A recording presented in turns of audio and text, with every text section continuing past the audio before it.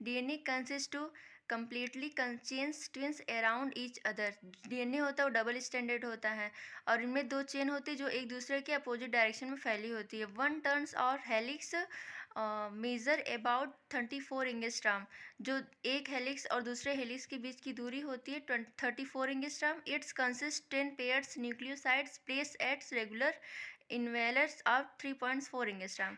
तो जो हमारा 34 एंगस्ट्राम का एक हेलिक्स होता है उसमें हमारे न्यूक्लियोसाइड्स की 10 पेयर्स, न्यूक्लियोसाइड के 10 पेयर में पाया जाता है और एक न्यूक्लियोटाइड से दूसरे न्यूक्लियोटाइड के बीच की दूरी 3.4 एंगस्ट्राम होती है। The diameter of helix is regularly 20 angstrom. तो जो हमारा डबल स्टैंडर्ड डीएनए होता है उन दोनों स्टैंड के बीच की दूरी जो होती है हमारी 20 एंगस्ट्राम होती है। A narrow helicus groove and A wild helicus grow is a space between sexes. Wild helix grow of space between sexes turn when the pair is round into the helix।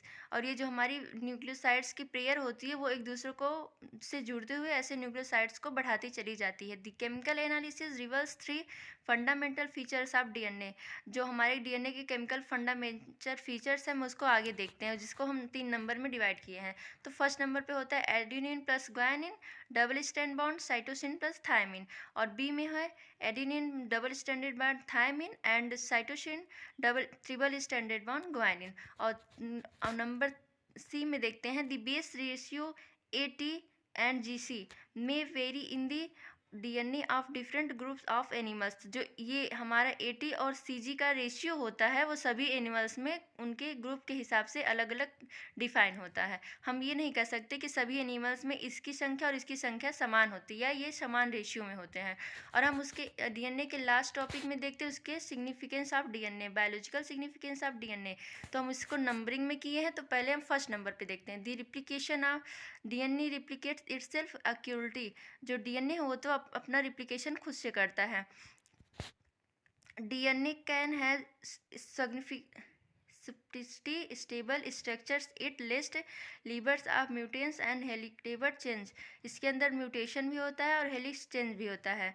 और जो इसके third number पे हम इसके तीसरी properties को देखते हैं, बायोलॉजिकल इंपॉर्टेंस को देखते हैं। DNA has a potentially to carry all kinds of necessary biological information. जो हमारा डीएनए होता है वो बायोलॉजिकल इंफॉर्मेशन को भी स्टोर करके रखता है। और उसके थर्ड प्रॉपर्टीज़ में देखते हैं DNA is a capable of translating देज आज मेंटेन्स दी सेल्स। ये जो हमारा डीएनए होता है ट्रांसमिटिंग और ट्रांसलेटिंग्स के द्वारा सेल्स को मेंटेन्स किए रहता है। Inside the cell specific proteins are signified which control the expression of characters.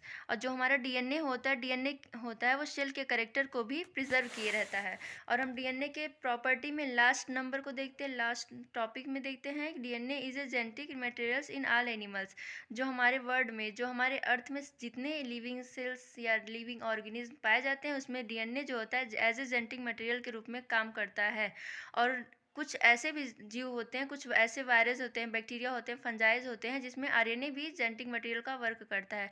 तो फ्रेंड्स हमारा ये जो डीएनए का टॉपिक था